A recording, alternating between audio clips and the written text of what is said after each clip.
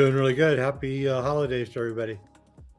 Happy holidays to everybody. And today we have Jay Weidner, obviously, on the show. And we have, as a co host, everybody's homie, Romie, who introduced me to the book. So I figured, hey, why not have him on? His knowledge is up to par with the subject at hand. And I've been studying alchemy for a little bit now, and it's been at the core of everything that I pretty much talk about. I relate alchemy to almost everything I talk about nowadays because I think life itself, existence itself, goes back to some form of alchemy, some sort of energy transference. And the thing with alchemy, it's such a multifaceted topic. It's multidimensional, it's spiritual, it's literal, it's metaphysical, whatever you want to apply it to. And this book, we're going to be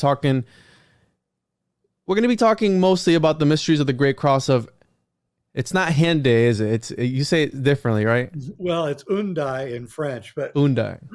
uh, I like to say Hendaye because I think it was because if you know your British form of pronunciation, you drop the H at the beginning of the word. Mm, So herb is herb, uh, Henry is Henry, right? Well, this is Enday, right? Hendaye. Henday becomes Enday, which is what it's all about. Awesome. So Hendaye and alchemy and the end of time, which I didn't connect eschatology with alchemy, but it would make sense because we're going to be talking about Fulcanelli as well. He talks about literally part of the magnum opus is manipulating time, stepping outside of space and time to be able to manipulate it from a point of view. So it would only be appropriate to how these guys were trying to predict the end of the world, right? This double cataclysm that you talk about in the book. And how I said I'll be honest, I started this book on audio format. Okay. I said, hey, let me listen to it. I'll take screenshots when I'm taking notes. And that way while I'm doing something I can be no. I started with the audiobook. Notice that it's way too heavy, way too deep, and I had to finish on the physical copy. So, and again, these are just notes that I took on here really quickly. I was trying not to highlight the entire book because it's just so much in here. True. And I picked my favorite parts. A lot of the Kabbalah stuff, I'll be 100%. Sometimes, when it comes to the tree of life, I'm not 100%. I haven't studied that too much. So, and I know it's got to do with the manipulation of reality and what all these guys were into. But Jay, for the people who haven't heard about you, and again, I know you've been very influential for a lot of people in the community. Can you tell us a little bit about yourself and what got you started on this topic in particular? Yeah, I was a young man living in Hollywood, being a screenwriter, and discovering that maybe I didn't want to really make films in Hollywood. And I would spend my weekends roaming around, going to book garage sales, looking for books. I'm a book collector. I have thousands of books. And one day I walked into a place in the valley, San Fernando Valley. It was a garage sale, and there was probably 70 books. I had 20 bucks on me. They were a buck each, and they were some of the most phenomenal. I still have all of them, of Wow. occult, secret knowledge books ever published. And apparently, the lady that was running the garage sale didn't even know what her husband was doing. And so she was putting these books up for $1. Just the Mystery of the Cathedrals hardcover at that time was worth 600, and this was in 1986. All right. Oh my So, wow, yeah, hardback. Oh, all these books were worth $1,000 at the time. Now they're worth 50,000. I got them for 20 bucks. I had 20 bucks on me. I bought 20 books, went home, perused most of the books, but then I came upon Mystery of the Cathedrals. And, I really considered myself a smart person. I wrote to a lot of people. I had ongoing letter campaigns with people that were, you know, highly intelligent people. And I was only in my 30s, but I was, writing higher than I should have been, I guess. And I always picked in my life, I've always picked older people to hang with. So when I was 20, I hung with 30-year-olds. When I was 30, I hung with 40-year-olds all the way up. Now I'm in my going to be close to 70, and I'm hanging out with 85-year-olds. And so I read the book, and I think I threw it against the wall like 5 times. I read it, I go against the wall, and then I said, "Let's go out to dinner. I need a drink," and or whatever, because that was how it went. And then all the time I'm in dinner, all I'm thinking about is that friggin' book that's back there against, on the floor that I threw against the wall, and trying to entertain the lady. And all I can think about is getting back there. And I get back there, I immediately go back into the book. And I'm like, okay, this doesn't make any sense. I cannot understand what this book is about. So then I said I was going to understand it. And I did. And I realized at one point that all of the italicized words needed to be investigated. There's strange italicized words all through the copy of the text. And so this is way before internet. I went to the Seattle Public Library every day at 9 o'clock when it would open. I'd stay up there till about 5, 6 o'clock at night, investigating every single italicized thing. So I ended up learning about the cathars and about just every kind of incredible esoteric knowledge that I could ever learn, not really understanding why I'm even doing all of this, except that I'm trying to understand this unfathomable book. Uh, and then I slowly started learning the lingo and the language and what was really going on and what was actually really being said. And of course, then this was expanding me out to learning about, the electric universe and plasma physics and trying to put it all together into this thing until I came to the conclusion that history and time itself is an alchemical experiment, and that there is an end to that experiment. And that experiment in alchemy is the transmutation of base metals into finer metals, or base material into light, gold and light. And I think that we are at the very crux of that point in time right now. I think that um, that the sun has gone from gold to white in the last 20 years. That's seriously important because the sun represents the alchemical presence. And the fact that it's changing color should really concern us. And and the events on the ground, of course, around us are um, rising up of dark forces that seek to make sure that we cannot achieve enlightenment. And as we, because of the internet, really, as we move towards this mass collective awakening, which is definitely going on, which is predicted by the great alchemical experiment for alchemical Earth, you're going to see this ramp up of wow, one revelation after another, with the counter, which is really growing and is angry and is terrified. And and to this day, all I can say is I don't know what they're terrified of, except that it must be us um, figuring everything out, and they don't want that.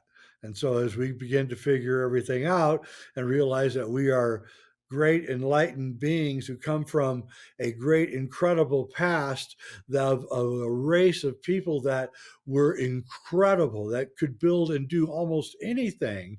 And we have just the remnants of that race around us. But even those remnants tell us that what this race was impossible, at least for us. It's not dynastic Egypt that you need to look at, it's pre-dynastic Egypt. It's not Inca Peru remnants that you need to look at, it's pre-Inca Peru remnants you need to look at, because those can't be explained. Those are not, it's impossible. It's impossible what they did. It's one thing for the dynastic Egyptians to build pillars by cutting like hamburger slices and then putting them on top of each other with levees. But the pre-dynastic ones, they would cut the dang thing completely out of the granite, 100 feet tall obelisks, completely cut out of granite, and move 500 miles south, um, without breaking, over and over and over and over again. And this cannot be, um, how this happened cannot be answered by conventional understandings of what is going on, but it can be by alchemy. And alchemy is the concentration of etheric energy into either the body or into a piece of metal or into a building, um, or into a chemical, or into food or into water. It's into everything. You can raise animals in an alchemical way. I do. All right. So it's not. It's an all thing. It's the science of the ancients that we lost, and the it would appear from my position that a very sinister force moved in and is bound and determined to keep us ignorant, and that they are the ones that are after all of the people who are seeking this kind of knowledge. And they've been after us for thousands of years. So we know that according to mainstream history, alchemy originated in Egypt, right? That's what they say. Do you think this is a lost science of the ancients? So they might have gotten it from this pre-Egyptian Yeah. civilization. So this idea of being able to, how I said, and how you're saying there are forces at work at the moment to stop us from homo-luminous is what you call it in the book, this enlightened light being. And it reminds me of the Taoist monks with with internal alchemy and that light body, that homunculus, the one where they, as you know, you turn the energy in on itself and you're able to, congeal and crystallize a small little man within you. And you're saying that's what they're stopping us from. I mean, if you look at Hollywood with all the movies that they're putting out, social media, all these conglomerates, what they put in our foods, they're stopping us because they know it's inevitable that this is going to happen and we're going to achieve this magnum opus as a whole? Or what are your thoughts on that? Yeah, the thing is that because I've kind of been there through the whole thing over the last 30 years, as I realize, and others, very good people that are friends of mine, we all kind of realize, we're boomers, we're going to die soon, so we're not afraid anymore. And but 30 years ago, when we all started, it was like it was a different world. We could say things that we can't say now, and we could speculate about things that we can't speculate on now without getting in a lot of trouble. And so we've seen, as we got more and more looser with what we were giving out and saying, you could see the obvious dark forces rising up. The more that we did it, the more the dark forces rose up until it became, I'm involved in a $5 million lawsuit right now, right? Because the dark forces want me squashed. And I'm not even political. I mean, I talk about the dark forces, but not in a way like we need to rise up and destroy them. I don't get into that stuff. I'm not into that because I know that actually the way to not defeat them, but stop them is through the homo-luminous and the alchemical enlightenment of humanity. And so that is the route I'm going down, and that drives them crazy because the YouTube algorithms can't figure out what the hell I'm talking about on my show, and so I'm staying like out of the fray, right? And so we're on that place now where we can either go towards this technocratic future of chips and everybody uh, uh, tied into the centralized system, which I do not believe is going to happen. In fact, I know it will not happen. We as humans live for the fight. It's not the victory that you seek, it's the fight itself. It's just like the hunt is the only really fun part. The kill is not actually very much fun. It's the hunt that is fun. The fight is what we're in now. And the fight is a spiritual war between us and forces that are far more darker than I ever imagined. And every day it becomes more and more apparent that this force seeks to completely press itself down onto us. The current spending bill that they're arguing right now. My God, if you didn't know, if you were an atheist and you didn't believe there was a Satan, all you got to do is read that bill. See this bill. If I was Satan, I would write this bill. You know what I mean? So that's the point we're at now, and the destruction of this realm, which is what the Hendaye Cross talks about, is this is what Vincent and I kept coming up against in our research back 25 years ago. Was we would read Vedic texts, we would read the alchemical texts, we would read all these texts about anything that had to do with eschatology, right? And it always ended up that the end of the world was a good thing. It was this really super positive thing for the human race, and it had nothing to do with the everybody dying in a giant fire or whatever. So that itself is the INRI, right? In fire, nature is renewed, and so we know that what this world is right now, it's not sustainable and it can't go on. You can't, there isn't enough cobalt to build enough batteries for electric cars. There's people are we've lost our collective mind. We don't understand what's going on. That future that they're promising us, the WEF people and all those guys, that's not going to happen. That's never going to happen. There's not. It's a fantasy run by the new class of the manager system who appear to be anti us.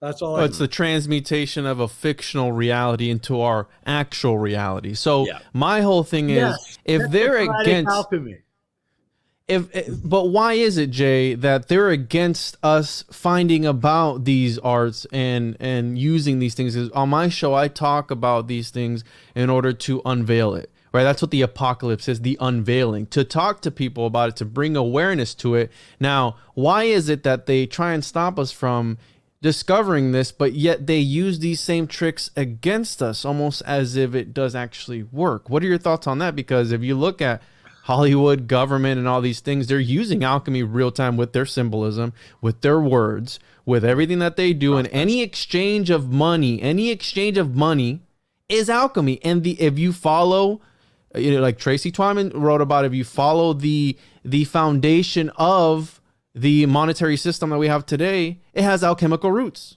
So I agree. I just want to say quickly, Tracy told me about 6 months before she passed away that, Jay, I will never commit suicide. Just say it. Oh, we know 100%. We know what happened there. Yeah. I mean, you don't have to. We know exactly what happened there. Yep. So I call it flying too close to the sun. And usually what I've seen with people in the community who if you look at his history, you see that the people who usually were telling something that went against the mainstream, those were usually the ones that ended up dead. Those are the ones that were killed off. That's right. That's you know what I mean? That's what the whole Christian mythos is really about. Is this guy coming and telling people stuff they don't want to hear, and then they crucify his ass, which is also alchemy, by the way. When I was raised a Catholic, but I rejected the religion early on. But later, like maybe 15 years ago, I reread the New Testament, and it's actually quite an alchemical testimony, really.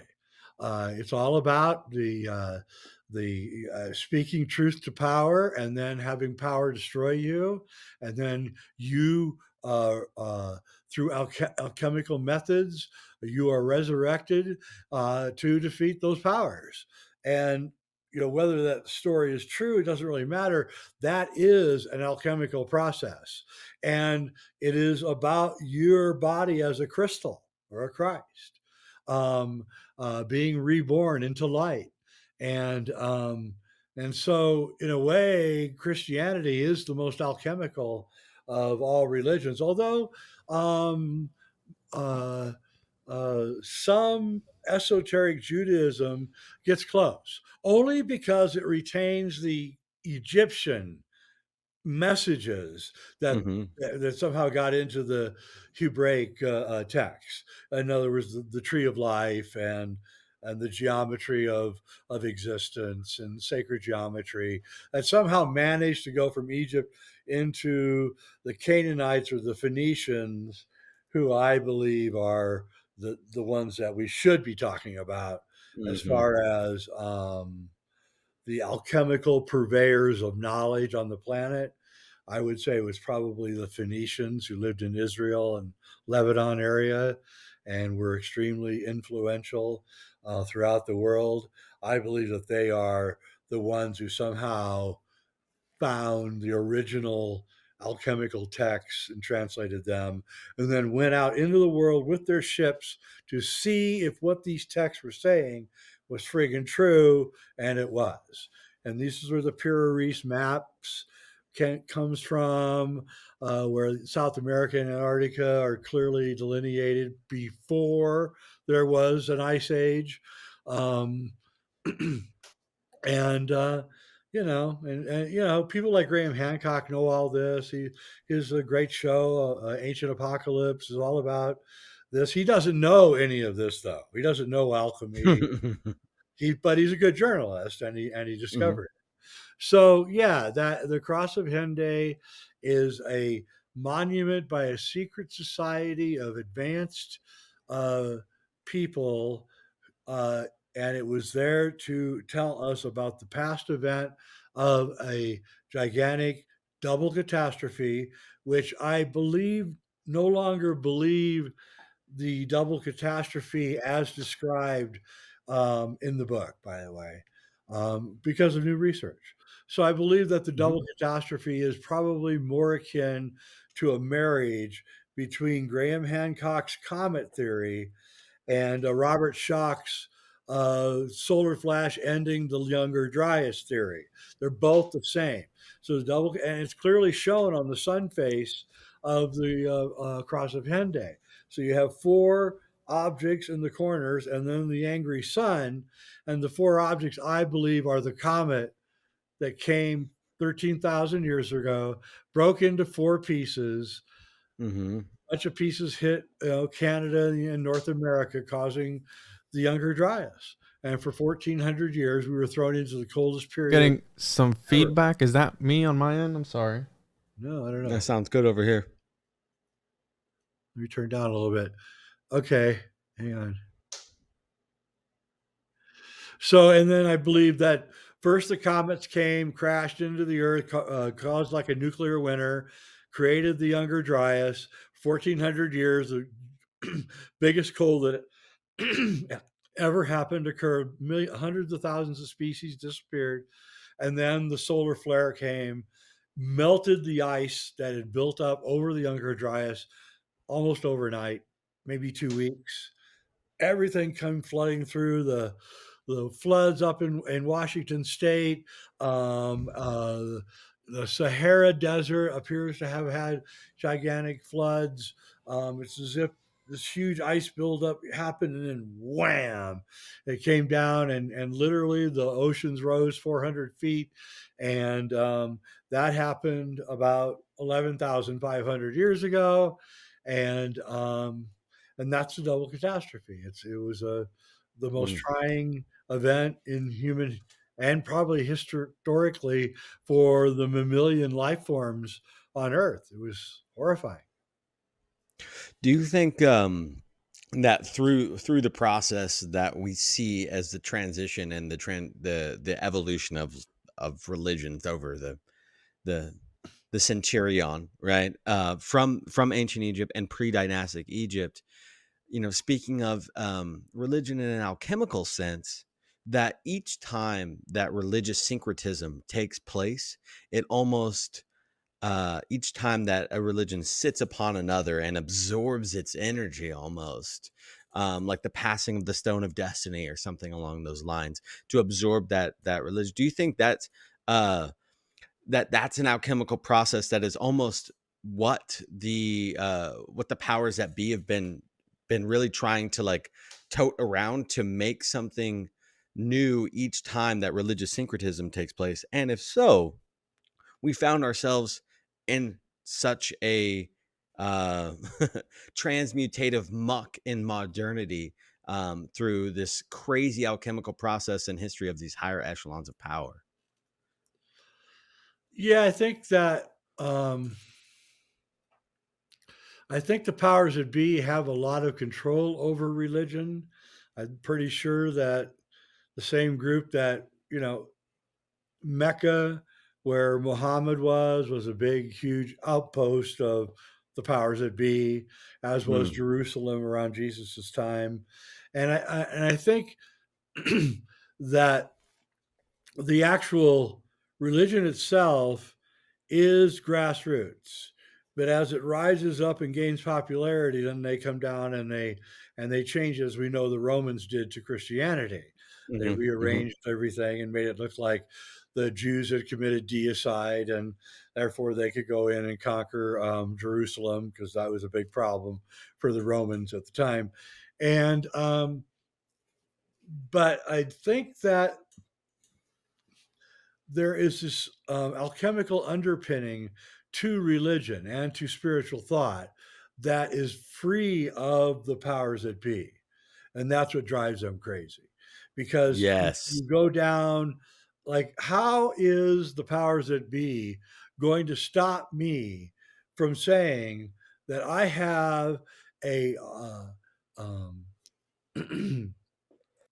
that I have a light body, that its center is down my spine, and that this light body I can make as big as I want it, or I can shrink it in as much as I want it, because I have control over this.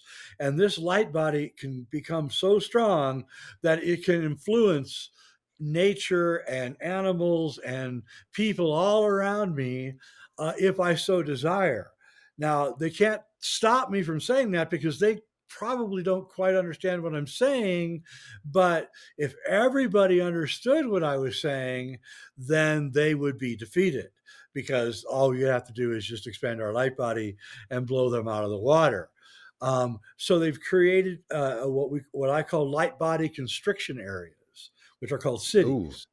And so when you're in the city, you don't want your light body to be commiserating with possibly a criminal that's 15 feet away from you, and somebody who's a crack whore over here and whatever, right? You don't want your life, so you constrict it.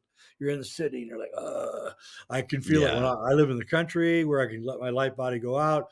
But when I go to the city, I can feel definitely myself constricting my light body. And so, especially in elevators and real tight places. And so, if you live in a city, you're going to have a big problem with doing this. So you have to go out of your way to create practices and disciplines that allow you to expand your light body. So different areas have different problems, right? If you live in the Great Plains, you're not around many minerals or mountains or anything, so you got that kind of problem. So you have to rectify that. So alchemy is about your location, how much you understand the place around you, and religion is and spirituality is the grassroots, um, original grassroots concept of all of this, of which now we're beginning to lose. They hope, but that's not going to happen. So, um, one of the ways that they control us is through fear of death. And everything, the movies and everything, right, everybody's going to die, it's all the end of the world and all that. But in alchemy, we know that we're just electrical fields, nested within each other. So my body is an electrical field nested within the field of my house and my family. And then there's another field of my community, and then my country, and then the world, and then the universe. And it's a series of nested infinities, you might say. And so I know that when I die, and I will, I know that when I die, that my field, no matter how strong it is going to start collapsing in on me as I get sick, or I'm in a car accident, or somebody shoots me, or whatever, right? Freezing to death. And as it construct, as it constricts, it comes down to the skin level. That is when you start getting cold, by the way, because your light body is heating you. It's not giving you a lot of heat, but it is giving you heat, and I can explain that from nature very clearly. In other words, there's animals in nature that have no body fat that can live in 30 below degree weather, and not die and not have any food or anything, because they're living off their light body. Coyotes, buffalo. I can show you, go to Yellowstone in the middle of the winter, and I can show you these animals.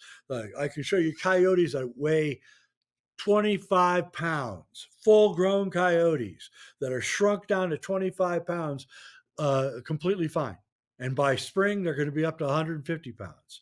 All right. Because they're living alchemically. Hmm. By reducing the food supply and being in the cold increases the electrical current that goes on, and the animal lives off that current, which you can also live off of your own current. But as you die and that light body begins to pass underneath the level of the skin, you'll get really cold. That's a sign that you're going. That's a sign that you haven't got long to go. So at that point, you gotta make good with your loved ones and everything, because you've got maybe 10, 15 minutes to go. As the light body finally constricts down, it grabs a hold of the spinal column and lights it up and shoots upward right through a filament that connects to the larger plasma body called the Sushumna in Hindu Vedic terminology. This is a millionth of the size of a hair, human hair. And it shoots up. That's the tunnel that you see when you die. And you go back into the larger plasma nested fields, um, to determine what you're going to be and what you're going to do next. Are you going to come back? Are you going to go to the next level?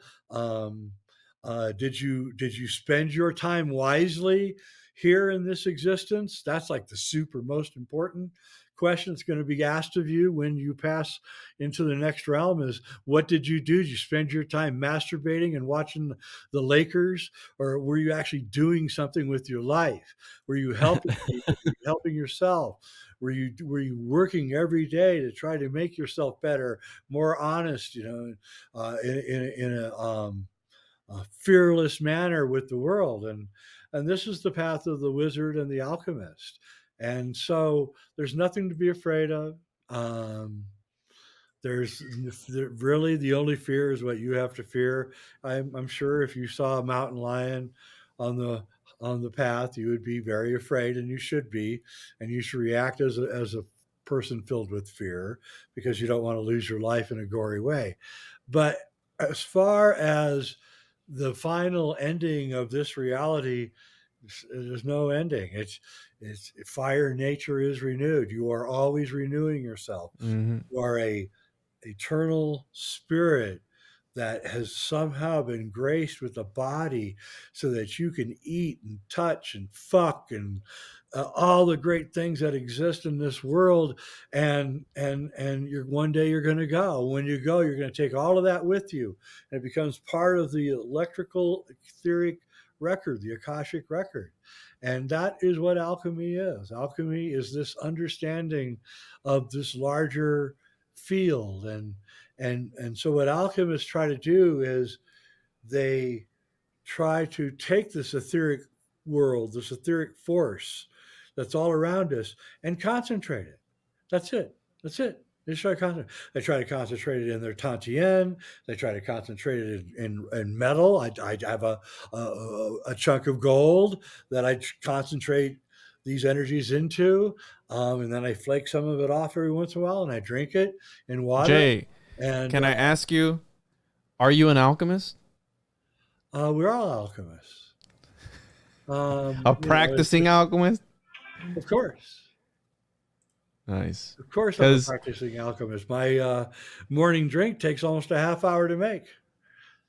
You know, and it probably costs, I don't know, $10 a glass for an 8-ounce glass, at least maybe 15. I haven't really ever done the math on it, but I buy ingredients from all over the world, that I've investigated and looked at, and someday I'm going to make a video about that, and so people can understand how to alchemize your life. Mhm. Um, I go out in the sun all the time. I don't use sunscreen. I think it's insane to be afraid of the sun. The sun is our greatest friend. Um, I'm with Cliff High, sun your balls, I think he calls it. Go outside Nice. and take your friggin' clothes off, right? And get that sun all over you.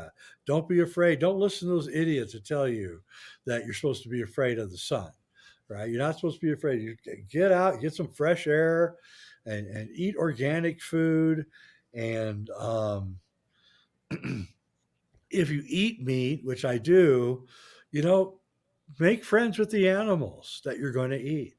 I know it sounds weird, but do have a great relationship with them. I do, and they love me, and they want to be part of me, and that's alchemy too. And so alchemy is everything, and we can. Um,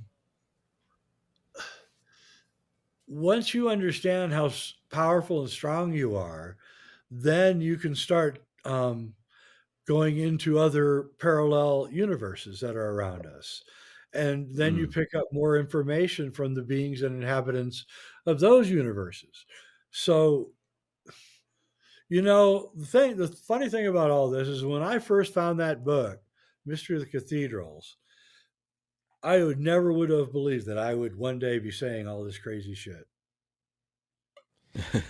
But Jay, so do you think, because you're talking about Fulcanelli, do you think that Fulcanelli could have been the Elias Artista, the ascended master that he was? Because another thing about alchemy is during the magnum opus, you become this androgynous being, and we do have accounts of Fulcanelli appearing as I call him the cross dresser, but as a woman as well. And I think that's the funniest part. Do you think he was like this Elias Artista, Saint Germain character, that he was outside of the fabric of reality and would just troll people? Because he was a troll, right? And we can get that out of the way. He was a troll. he was a troll, and his whole purpose was to prove to you that although he wasn't going to give you the secret of alchemy, he was going to prove to you that alchemy was true and real.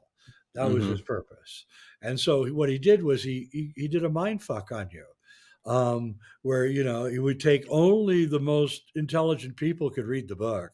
So nobody's reading that book without having like a pretty heady background in reading.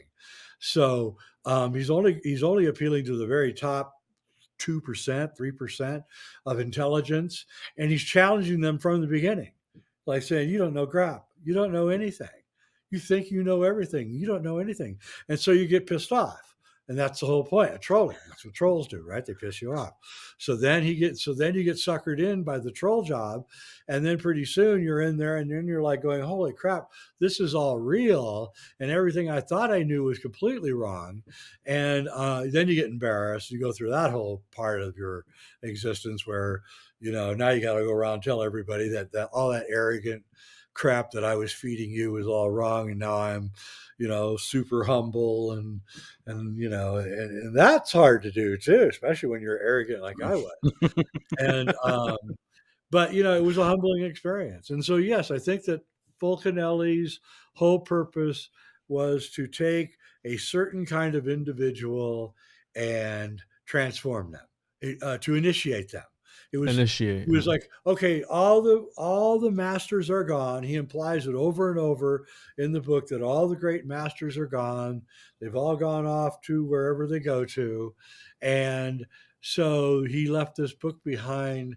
And it was a committee. I don't think Fulcanelli was one guy. I think it was Mm. maybe 10 or 11 people. Schwaller de Lubitsch, Champagne. It was Hmm. a bunch of people that were involved in it. And it was designed to initiate you into this thing. And, you know, uh, all through this investigation, I kept coming across weird stories. And one of the weird stories that I heard was that Schwaller de Lubitsch, the great French Egyptologist, that he had a school in Switzerland called the School of Light, something deluxe. I can't remember what it was called. And one night, a strange olive skinned, dark haired guy shows up and wants to talk to Schwaller, and they spend all night alone in a room talking. And this is Schwaller's wife that tells the story. And then the next morning, Schwaller's all excited. This guy, whoever he is, he leaves. We don't even know who he is. I think his name was Muhammad. And Schwaller says, "We got to go to Egypt. We got to go to Egypt. I've got stuff there I've got to look at." Right. So he immediately goes to Egypt, goes to the Temple of Luxor, writes the Temple of Man, the whole thing of Schwaller. But what he let out later to his wife was that this guy was a Sufi, some kind of odd sect of Sufi masters who Yes. were dedicated to transforming the human race, and they had to keep quiet to stay away from, um, I don't know what they call it, the cabal, whatever. And Hmm. um, and so, if you go through alchemical literature over and over, you'll find these strange incidences very much like that, where someone is just minding their own business, and then all of a sudden, this olive skinned individual shows up and does A something, green man. and then they go off on a tangent completely opposite of what they were doing. And this happens all through. And Fulcanelli intimates that it's a group of Sufis that are at the center of this, and that they are determined to um, let the righteous rule the earth, is what they say. And the Mm. righteous are the ones that understand alchemy and the science of light. And Sufism also, is incredibly mystic, and I love Sufism. I love Idris Shah, who is one of Yep. probably the most prolific Sufic writers, and I love his style of writing. It's beautiful. And then he intertwines like white and black magic into his writings just Yes. elegantly. Um, but yeah, the Sufis I really do feel like are some of the last mystics that have the understanding of how to utilize this old technology that was the architecture that Fulcanelli describes. Yeah. Because the whirling dervishes are in the basements, they're spinning, they're chanting, they're resonating, and they're moving. And I feel like a lot of the magic that we are able to tap into with our awesome vessels and bodies is through creating like friction, whether that's like a Yep. cosmic or a conscious friction by like looking at something, creating a conscious friction, or rubbing stones up and getting the stones to be hot and warm. And Yep. so I love Sufis. I love, and there's so much there. It's Sophie, it's Gnostic, it's wisdom. Yep. Yeah, and when they dance, they tilt their body, and if you actually do a measurement, it's 23 and a half degrees, which is the tilt of the earth. So it's like, wait, what's wow. going on here? Whoa. And yeah, and their name is Sufi. It's got all sorts of different connotations, and the original story of the Sufis was that they were out doing their whirling dervishes practices around a campfire or something, and Muhammad and 800 guys show up with swords, and they walk up to the leader and they stick the sword up to his neck and say, "Do you believe in Allah?" And the Sufi guy goes, "Well, what's Allah?" And he says, "Oh, Allah's the creator of the universe." He says, "Of course we believe in Allah."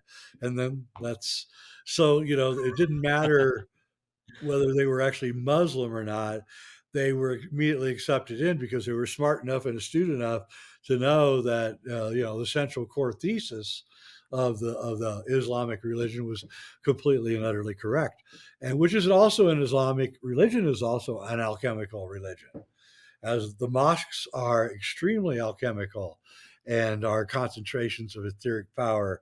Even though, again, it's like some evil force came in and just stripped the dogma out and ruined it, and like just like they did with Christianity. So there's no more, unless you understand alchemy, you can't understand what the story of Jesus is about, and if you don't understand alchemy, you can't understand what Islam is about. So it's like, Yeah, but they have this exoteric stuff that they put out there. So they'll put these writings out for you to intake without knowing what they mean. They teach us mathematics, but they don't teach us what the cipher, what the symbols, what the sigils mean. You know what I'm saying? So they put us in front of all these things, but they don't teach us exactly what it means. And I was raised Pentecostal Christian, and when you talk about let's look at the King James version, right? Let's talk about alchemy. We can trace back a lineage to guys in secret societies who were masters of ciphers, and they're at the core of the spread of one of the largest I call it interdimensional literature, where these stories, these books quite literally have shaped humanity over hundreds and thousands of years, because it's a story. It's what it is. Now, some people will eat, live, breathe this story. And if you look at King James, that's a shady character on his own, plus the connection with Bacon, and you have the connection with Shakespeare and all these guys. They were they knew exactly what they were doing. And if you look at Shakespeare and his influence on the English language, which I think at the core of language, the original alphabet only had 17 or 19 letters, and they've added things that have never existed in order to demystify us, because grammar comes from grimoire. We know this is etymology. I'll beg to differ, though, sir, because I think that the language itself has been curated to be specifically alchemical, to kind of bring all these other magical workings, and then make I personally, and you know this because we have the article Occultus Mundi, that I'm focusing on the history of the cipher of the modern American alphabet, that itself is incredibly alchemical, and it's a cipher For the initiated, for the adepts. Exactly. So, if you're not in the club, then you're fucked. Yeah. So Bacon ran the committee that wrote Shakespeare, and he was an alchemist. And you're right. It was all done to inculcate English as an alchemical language. Maybe not done for exactly great purposes, but done nonetheless. So John Dee was an alchemist, and he was probably the inspiration behind Shakespeare, in that he told Francis Bacon that he wanted you to, why don't you create a committee, and we're going to write these plays that are going to be alchemical knowledge that we're going to inculcate into the masses, and then we're going to make English the world language, an alchemical world language. And so Shakespeare, and if you go to Psalm 40, so in this alchemical lineage, there's 33 levels, right? But there's 13 levels above that, for a total of 46 levels. So there's the pyramid has 33 levels.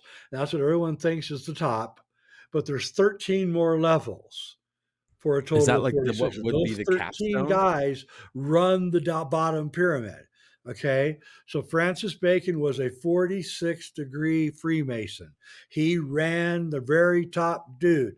If you go to Psalm 46 in the King James Bible and you count 46 words from the beginning, you get the word shake. And if you count 46 words from the end, you get the word spear. Okay. That's a direct codified language telling you that Shakespeare is giving you 46-degree knowledge inside those plays and inside that language, So Shakespeare himself, the language has to be looked at in a different way. So this was done as an alchemical attempt to change the world. That's Francis Bacon's writings about America and New New Atlantis. Atlantis and all of this. You can see it all. It's really, really easy. And the Cross of Hendaye comes out about the same time, right? So you got to figure that's part of it too, right? And Nostradamus is out about this same time. So we've got this milieu going in the United States and in England and in France and Italy with Da Vinci. And so they're all reaching this gigantic understanding of what the process is. And like Leonardo's putting it in his paintings and Shakespeare's putting it in his writings and everything. And then it gets upended.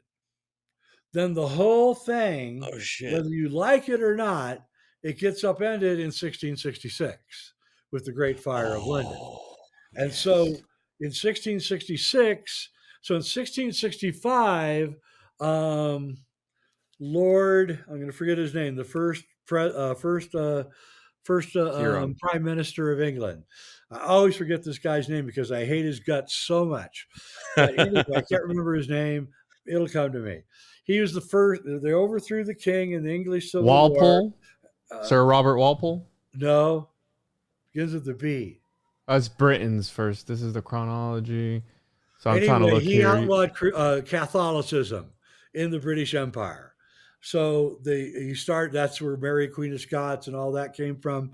So he outlaws Mhm. Catholicism, and then they go out and they actually kill Catholics. They go to England, Ireland, and kill all the Irish because they're all Catholics, and they go to Scotland and kill all the Scottish that are Catholics. And anyway, so he decides to. Um, he decides to let the enemy in the gate. I'm not going to go any further than that because I don't want you guys to get censored. But in 1665, he decides to let the enemy in the gate.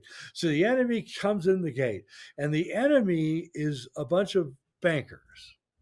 And the bankers realize that the safest place in Europe to put a bank for money is London because you got to go Mm-hmm. down the Thames River and you can put a gauntlets up and destroy anyone coming down the river. And you can put all your money into the banks there in England. So magically, a year after the enemy gets in the gate is the Great Fire of London, 1666, in which the place that we now call the City of London, which is a separate entity from London and England, was completely burned out to the Mm. ground. And then Get to magically, building. in 3 years, it's all rebuilt and it's a whole banking community. And what they did was they recognized what England and Bacon, Shakespeare, John Dee, they recognized what they were doing, which was they're trying to create a worldwide alchemical civilization. And they came in and they usurped it. And they created the East India Trading Company, and they Mm. used their theater that they'd learned from Shakespeare and from Francis Bacon to create events, fake events Mm-hmm. everywhere around the world, to conquer the world. And that's what happened. And so every time that we try to make the world into a better place, this weird force comes in and destroys it, which is the Tower of Babylon or Babel story. That's what that story is about. It's about all of you coming together to build, unify a tower, and then boom comes Mhm. disaster, chaos, and everything is dispersed into chaos, which is what happened. And right now we're at the end of that process, and the entire edifice that was built by those people is now falling apart and crumbling. That's interesting. You could have the factions set up that the alchemical workers, the philosophers, the people that were of these um of the people basically wanted to create an alchemical society like Francis Bacon and John Dee. Those were separate entities then of the bankers and those different echelons. And they Yeah, were because the in bankers didn't cahoots come in together. until 1665. It was long after, Yeah. 50, 60 years after They all put those in guys. so much work too. They put in so much work. You know what's interesting about 1666 and like those kind of like magical magical dates. Like 1888 was the year that Madame Blavatsky put out her great magnum opus as well. And then you start to see a shift, which is convenient timing too when you look at the Fulcanelli timeline, because right up into the World Wars and the Great Depression, there was a huge occult like knowledge just swathing over the lands. And then now we have a desecration of all of that through these wars. Do you think that the wars themselves are a part of that banking Oh, faction that was coming in, and because they saw the absolutely. same shit going on from Oh, people like Blavatsky's in the Theosophical Society? absolutely. I think that it's still going on. And so every time that Europe is going through this gigantic, um, how do I put it? Uh, non-Christian alchemical renaissance, where they're getting all the ancient books and everybody's passing them around, and this is going on, and there's this big buildup, and then boom, World War I hits, right? And everybody's cast into chaos, and everything is dispersed into nothingness, and then everybody regroups in Paris, after the war. So 1920, the Great Paris, Renaissance, where everybody pours into Paris, including Fulcanelli and all the alchemists. And Fulcanelli's book emerges out of this a milieu, and then this gigantic, huge Renaissance of alchemy starts up.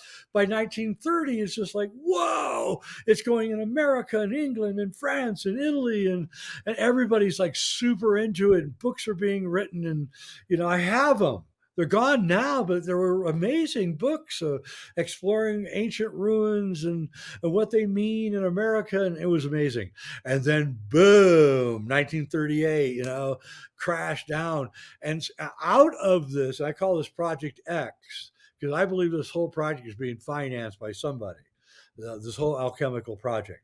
Okay, so the Germans, I don't want to use a word that everybody calls because you'll get censored, but the Germans of the 30s and 40s,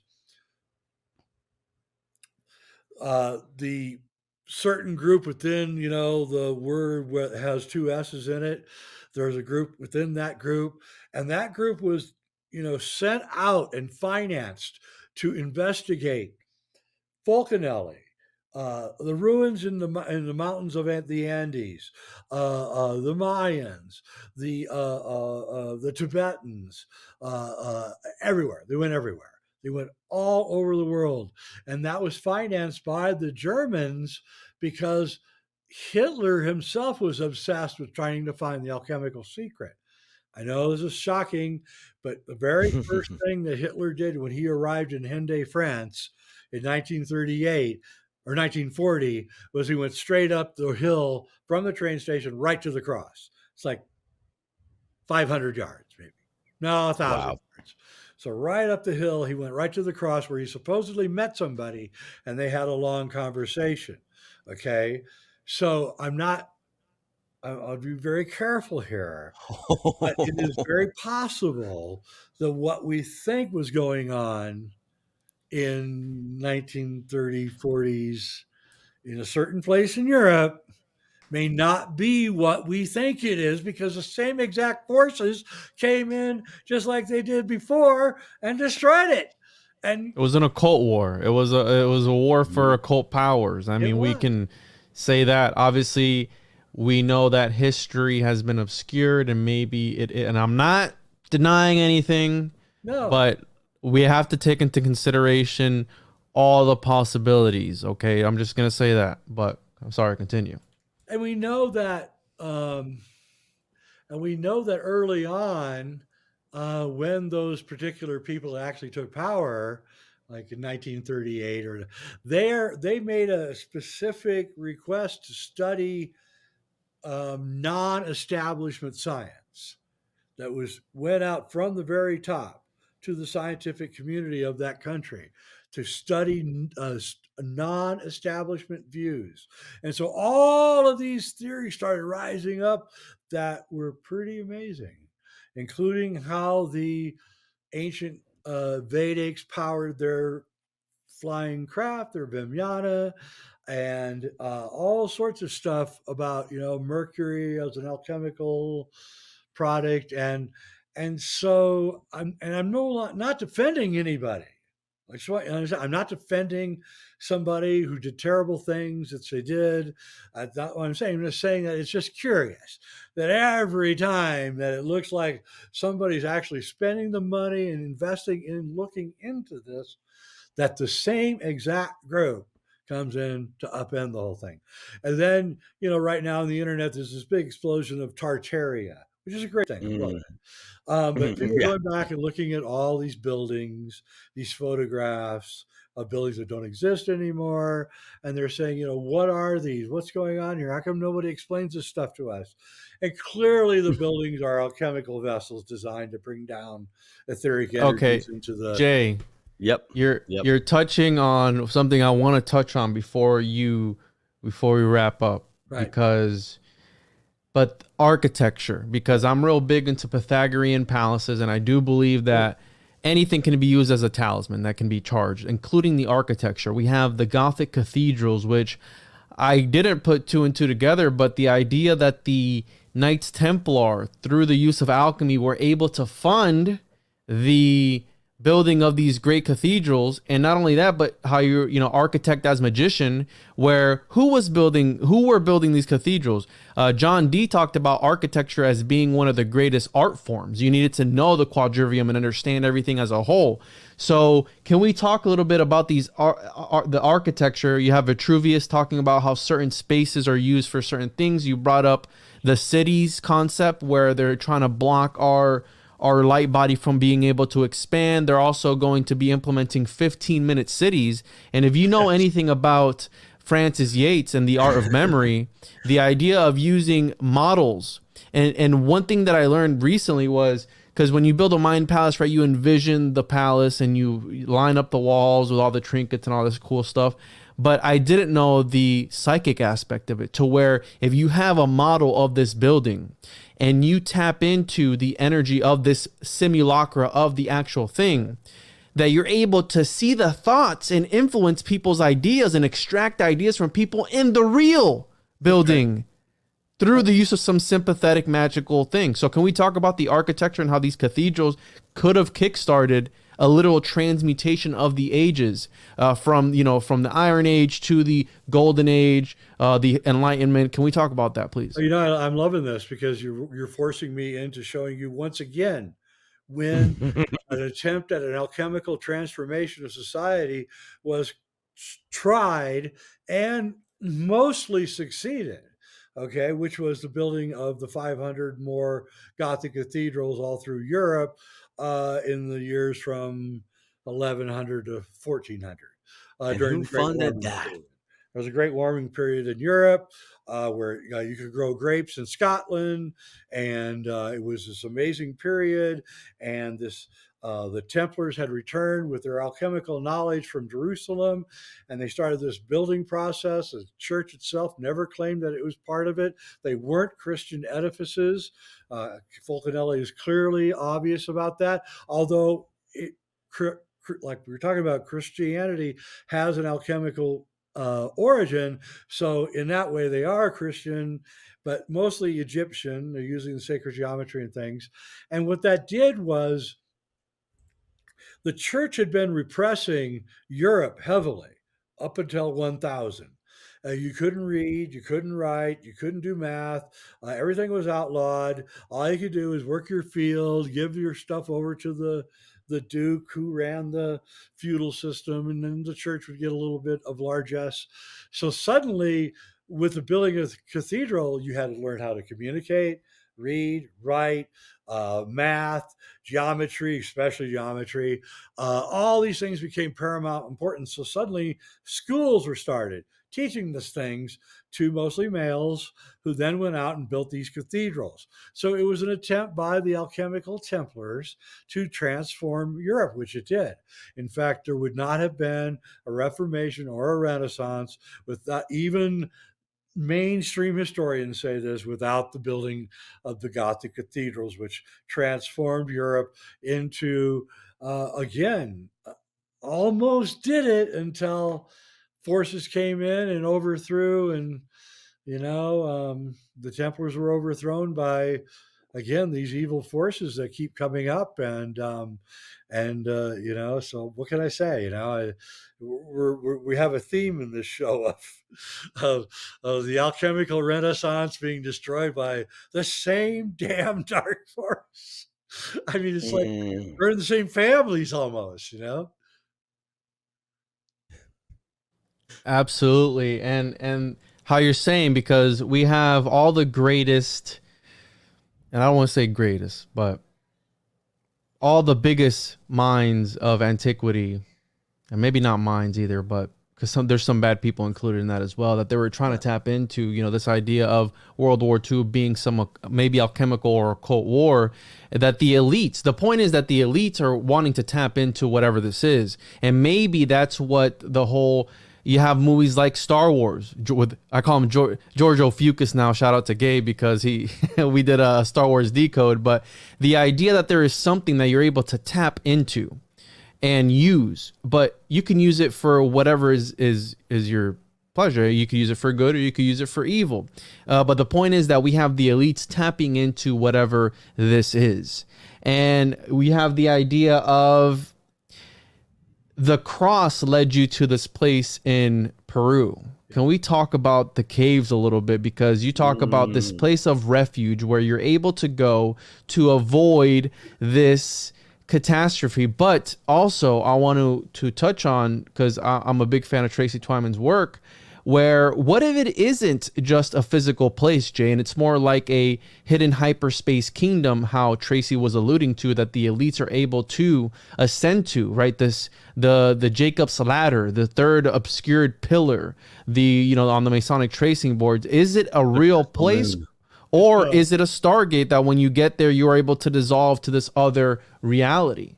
so what they do is they choose areas that have certain electromagnetic qualities.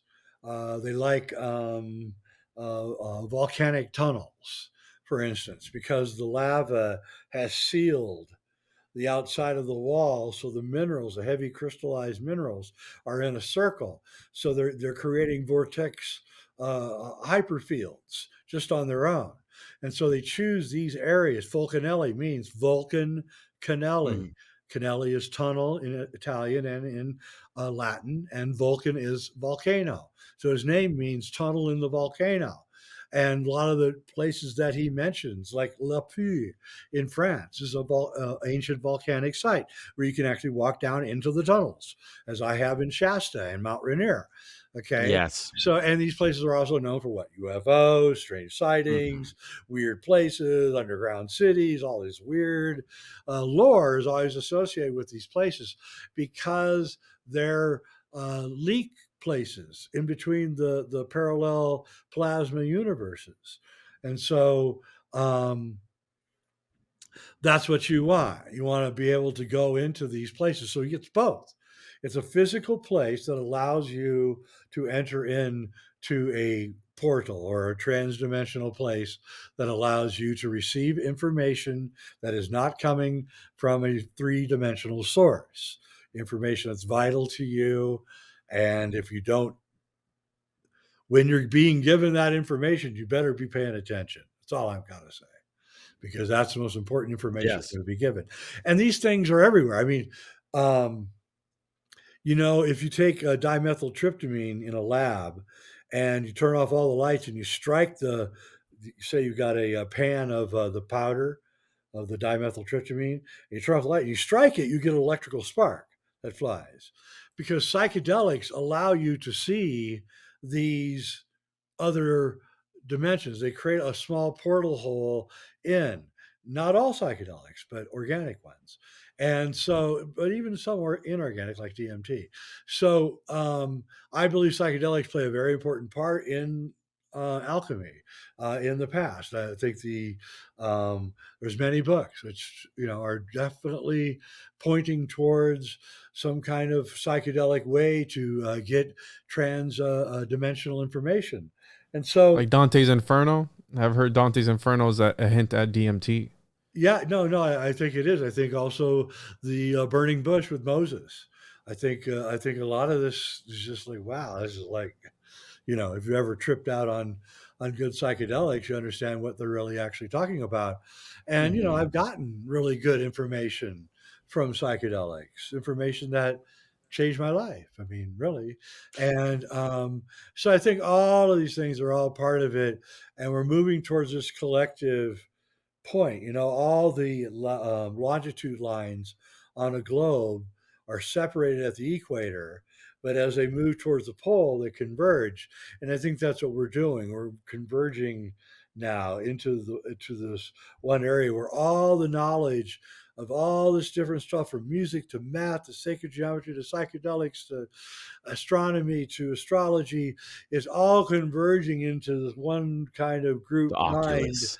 which, people like us are probably the front edge of it. And I had the good graces to work at Gaia for 6 years, where I interviewed and talked to all these great minds. And I was able to become one of the first people to actually create that convergence, but only because of, luck of the draw, really. And so I think that's where we're headed right now. And I think that I think, here's what I think, because this is like, alchemy has a sense of humor. That's all I can say. So as we converge towards all of this disparate knowledge becoming one, and we become very wise as a species, we're probably going to have a catastrophe. That's the way it goes. And I think we're headed towards a catastrophe. I don't believe it has anything to do with the Ukraine or anything like that. I think it's going to be a mental disaster brought on by the changing electromagnetic fields. There's a very interesting book. I don't really want to tell people about it, but to make my point, I think it's called A Brief History of the Future. And it's written by one of Francois Mitterrand, former president of France, his top advisor. And you can get it on Amazon. And in the book, it was written in the late 70s, early 80s. He says in the book, the biggest problem the human race faces is stupid people. He's real blunt. He's a French. He's just blunt, right? It's stupid people. Stupid people screw up everything. How are we going to get rid of the stupid people? The only way we can get rid of the stupid people is we have to figure out some way, which is what the book's about. And in the book, he actually mentions as being one of the answers to eliminating stupid people. He doesn't really say how it's going to do it, but in retrospect, now here in late 2022, you have to wonder if we haven't just been through a psyop that's designed to eliminate stupid people. And so I think, again, there's some kind of weird thing going on right now that we don't see, that may be alchemists at work again. Yeah, because if you look at I agree. the father of modern day toxicology, Daddy Paracelsus, I mean, he was the one that helped make this. So that's why I said at the beginning of the episode, it's the alchemist of antiquity that were using this stuff, and then it transformed, right? It goes underground for a little bit, and it's kind of reemerging. But in the shadows, these, I call them the reptilian overlords, but the cabal at work, these dark forces, the archons, whatever you want to call them, they use this same technology against us. That's right? They're right in our faces. It's like, do as I say, but not as I do. Okay, now wait a minute. It's not quite the same. What they do is they take the alchemical processes and they materialize it into technology. So it's not really the same. Yeah. Okay, so there's a guy I know. He was building houses in Indonesia like 30 years ago, and he was American, right? He's just doing it for charity work. And every day he saw this woman. She'd walk by, and she would sit in this field, and she would just be quiet in the field for a half hour. And one day he walked up to her and he said, what do you, every day I see you go at noon and you sit in the field for a half hour. What are you doing? She goes, oh, my husband is a construction worker, 500 miles away. And so we talk. We every day at noon, he stops and sits down, and I stop and sit down, and we exchange information. And the guy's like, wow, that's pretty wild and crazy. So, 10 years later, he's still building houses, and he sees the lady, the same woman, now 10 years older, only now she's going to a phone booth every day at noon and talking on the phone for an hour. So one day he Mhm. walks up to her and says, well, wait a minute. You used to go sit over in the field, and be quiet, but now you're talking on the phone. What are you doing? And she goes, oh, I'm talking to my husband. He's working in construction. And he says, well, why are you talking on the phone? He says, well, it's a lot faster. So this is what technology does. It takes the same exact thing, right? And it kind of it turns it into archonic energy. And so we lose touch with it, which is why I love the Tartaria movement, because it's self-evident from looking at the architecture and from understanding it that these people were in touch with something far, far, far greater than what we're in touch with, and that they're able to heat their houses and probably read at night and everything without any worrying about fires, and because they're tapping into these larger sources which are there just waiting for us. And we know Yep. that Nikola Tesla lived in Serbia, which is a huge Tartarian enclave, if you've ever been there. And he must have looked at the buildings and thought, what are these really about, right? And he built his towers and his energy transformation thing because he was an alchemist too.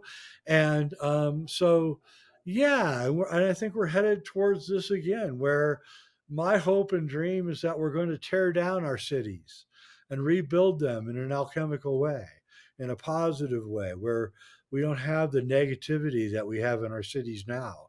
And it's really about place. Place is seriously important, and everybody listening should be going out of their way to make the place they live into an alchemical vessel. And I do all sorts of things. I've got orgone pyramids all over the place. I've got Hmm. all sorts of things all the time going, because I just want to create a super positive place where I live, because I know that is going to have the greatest effect on me and my mental, physical, and spiritual health. Yeah, So because Beautiful. nature is everything. It's everything. go Yes. ahead. Go ahead, Philosophy. Romy. Oh, I was gonna say I saw that on your YouTube channel. You just had a show not too long ago, kind of where you were diving into Wilhelm Reich, who is just another one of those characters from the same exact time period Yeah. that was busting parallels and like creating great new things, and yet again was taken out by however whoever. Um, but I wanted to ask you your opinion on, because we know that alchemists, right? That's where they created a lot of the fun stuff. They were able to work with the spirit of a lot of plants, and they understood plant medicine and plant magic and a lot of the things that are intertwined with nature. And the green language, basically, in my opinion, is like the verbal communication style of what we consider the archetype of the green man. And the Right. green man shows up on a lot of these buildings. But that's not the question. The question is this powder of projection. Do you think that this supposed red, sometimes yellow powder of projection is DMT, or it is a drug? It's something, it's an alchemically created substance to thus interact with the consciousness in a way so you can create alchemy and understand the wavelengths in between. It's it's endogenous DMT. So endogenous means it comes from you. It comes from within, which is alchemical. So Yes. what is, so serotonin, which is emitted by the pineal gland, is one atom away from dimethyltryptamine. That's a natural producing psychedelic produced by your brain when you're dreaming and all of that. That's when the serotonin comes out. So serotonin's opposite is melatonin, which is so serotonin is emitted when light hits your eyes. When you wake up in the morning and the light hits your eyes for the first time, your pineal gland begins emitting serotonin. You feel good. It's a really great drug that makes you feel good. The sunshine kind of gives you a little bit of a psychedelic feeling. And, you wake up and you start, working your day out, right? And as the light fades at night, the serotonin begins diminishing and the melatonin begins coming on. What is melatonin? Melatonin is it's the hormone that causes you to reverse aging. Okay, what is alchemy? Alchemy is enlightenment, spiritual enlightenment, and a long, healthy life. That's what it offers you. That's what it says you get if you're practicing. Okay, so Yeah. the alchemists have found a way, and the story of Jesus is about this, to activate the pineal gland, to activate the serotonin and melatonin and turn them into essentially super serotonin and super melatonin. And so what, and this is all of their practices from all over the world. They're the same practices. Okay.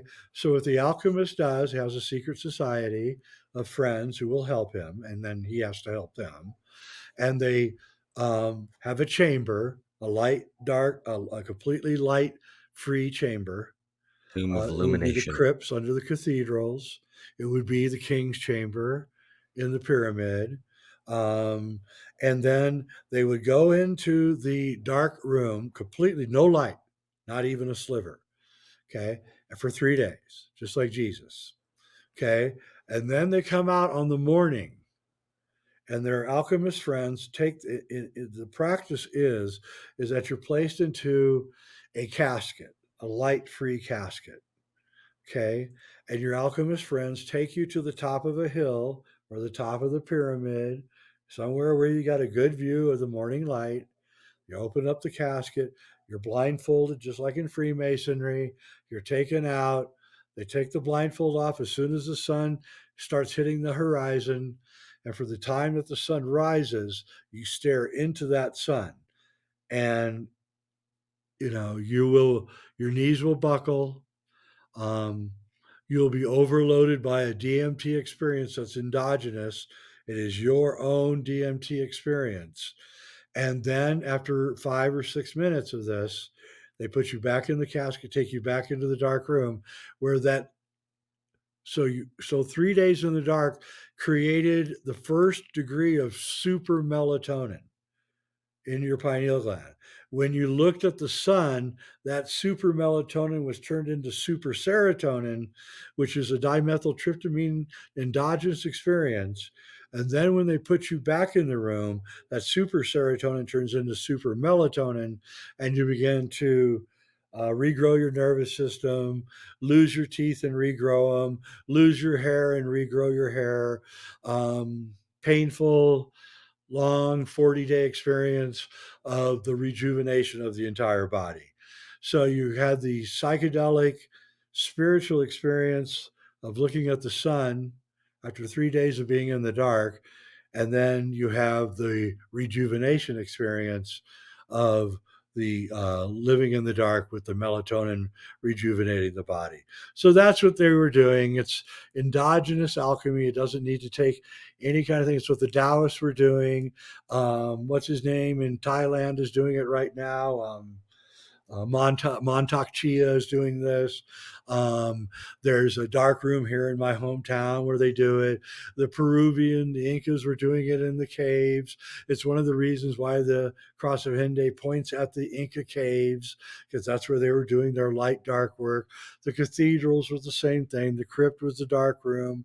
They take them out into the morning light of the cathedral, where the different color lights would hit the pineal gland, causing all sorts of different field effects, you might say. And that right there is the most important information I can give the world. And I hope that people will actually practice this. I really do. Wow. Okay. Wow. So yeah, we're exposing esoteric and occulted secrets on this podcast, which is great. Straight from the man himself, Jay Weidner. And yeah, it makes me think of maybe how they're trying to reproduce this with how I brought it up earlier, cinema, with these cinemagicians is what I call them, where they put you in these movie theaters, a dark place, and they flash a bunch of lights in front of you all at the same time, make you go through all these emotions all at the same time to then Super effective. As a to what filmmaker, I can ends. tell you that that is super effective magic.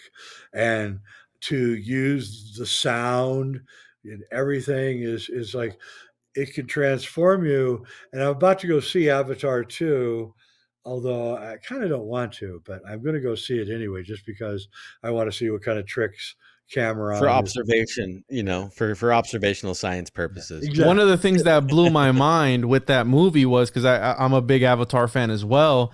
One of the things that blew my mind with that movie, I still haven't watched it, is the fact that he said he took so long to record that movie because he didn't have the technology for it. Does that sound familiar at all? Because I know, Jay, you're real big into the moon The landing. cube brick. Yeah. Well, he was developing the technology. Have you seen the movie Avatar 2? I haven't. No, I've seen the first one. I've been meaning to go see the second one, but I need to find a babysitter for 3.5 hours. Yeah, exactly James my Cameron is problem. that It's like, holy he's crap, who has fulfilling the 4 hours JC to archetype. give to a movie these days? So no, Avatar 1 had a kind of an alchemical theme to it about Mhm. the earth revolting against these beings that were coming in to destroy it, and even the substance that they were mining had anti-gravity force to it and everything. So Avatar was actually a pretty interesting movie, actually. Kind of dumb, And but interesting. the tree as well. Yeah. Yeah. I feel like it's Kabbalistic, and yeah, like characters in Hollywood like James Cameron, where I don't know if there's like they're getting picked and selected because of their names, or if there's like a cosmic duty that you fill because maybe choosing a name, or when you get brought into this world and your initiatory process through your parents and that alchemical marriage is kind of setting you on a path, but you know JC, every time you kind of see that, in popularity, you're like, oh, you're fulfilling some sort of like prophetic type of archetype. And I was kind of I was thinking that about your partner that you worked with, Vincent Bridges, because like his last name was Bridges, and your last name is Weidner. It's like a wider perspective, and the bridges are being connected and crossed. And I didn't know if it's okay to bring him up because I know he's your friend, and and he worked with you on this book, but you know uh what a great partner to have worked with, great man, huh? Yeah, and also the Cross of Hendaye is at St. Vincent's Church in Hendaye, Oh. which I went there long before I met Vincent, so it was just like whoa, And no, Vincent was like I I remember the night. It was like I think it was Halloween night, 1996, and I was at my house up in Nederland, Colorado, at 9,000 feet, and there was a snowstorm, and he had bought a bottle of brandy, and I had a fire going, and he's like, "Well, what are you working on?" I didn't know who he was. Dan Winter had introduced me, and Oh, you were friends with Dan before you were friends with Vincent? yeah. Dan actually worked at Gaia with me. Um, and then I told him I didn't want to tell anybody because, I was trying to keep my work a secret. And then he started talking about the Kabbalah and the Tree of Life, and I realized that the Cross of Hendaye actually looked a little bit like the diagrams he was showing me. And then I just opened it up and I showed him, spent like 2 hours showing all my work, and he was like, "Oh," he's over and over, he's going, "Holy shit, holy shit, holy shit, holy shit!" Right? And then I got done, and because I was not as astute in occult studies as Vincent. So I was Mm-hmm. really coming at it from more of a puzzle, trying to solve a Mm-hmm. puzzle. And I got done, and he kind of sat back and he took a big drink of brandy, and he looked at me and said, "Do you realize what you just did?" I was like, "What?" And he goes, "You just connected alchemy with the eschatology." I went, "I Mm-hmm. did?" you know, I would have loved to got to meet him to get to meet him and maybe have him on an episode. I mean, rest in peace. But he did. Rest in peace. He was awesome. He brought all of that knowledge of the history. That's mm-hmm, all him. That mm-hmm, was all him. It was like it would be like a high school team, getting like the Yeah. best pro football player right on the Yep. team. I was like, whoa. And he started mowing over me. At first, I was a little angry about it because he was mowing over me. But then I realized, no, no, no, just let him go. Just let him go. Yeah. He's Yeah. going to get it all. And he busted his ass. And thank you, Vincent. I don't get many chances to thank you for the work that you contributed to the Hendaye material. But you were an awesome guy. And, he died, by the way. He was running the Alchemical Museum in Prague Mm-hmm. the last 3 years of his life, and he died. Yeah. I don't know if you've ever been there, but they have these stairs, hundreds of stairs going up. He died going up those stairs. So, Really? heart Yeah, attack. because he was a Edward Kelly esotericist. I mean, one of the leading names in that, and I came through his information doing research on John Dee Yep. and the angel Enochian magic and all that stuff, and that's how I stumbled across this book. And Yep. and I had told Rudolph II, I have told Romie here about Vincent. He was blown away, and then he's like, "Oh, dude, check this book out," and it was you with Vincent. I was like, "Oh man." So that's how I got introduced to this. And Jay, this has been great, man. I really love this. I enjoyed our conversation. Is there any closing thoughts that you want to leave with the listeners before we get out of here, as far as what they can do or what's to come next, or what can they do in their lives to I don't know, step outside and maybe not get sucked into this alchemical storm that's going on right now and with life?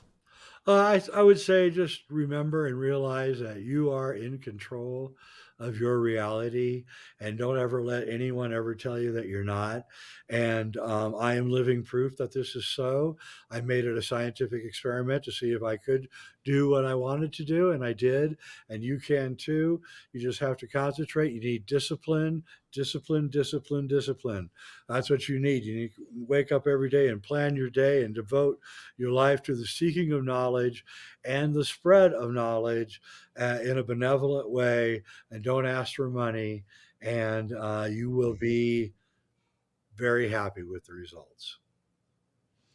Absolutely. And thank you so much, Jay, for coming on. I would Yep. love to have you back on. I know you said that everybody wants to talk to you about Kubrick, but I would like to talk to you about Kubrick and your work and your documentaries. I know you have a few. Can you plug your stuff where people can find you? I know you have a great YouTube channel. And do you have any upcoming projects that you want to plug for the people listening so they can check those out? Your website I or have anything? projects, but I can't talk about them. But you can go to my YouTube, Reality Check. Just type in my name and Reality Check. Also, I have jayweidner.com, and my films. I have about 25 films that are on Gaia.com and Amazon. And you can check those out. Healing the Luminous Body, and um, Alex Gray, and all the great teachers of the last few years I've done films with. And thanks for having me on. Appreciate it. Absolutely, Jay. Anytime. This is an honor. And thank you so much again.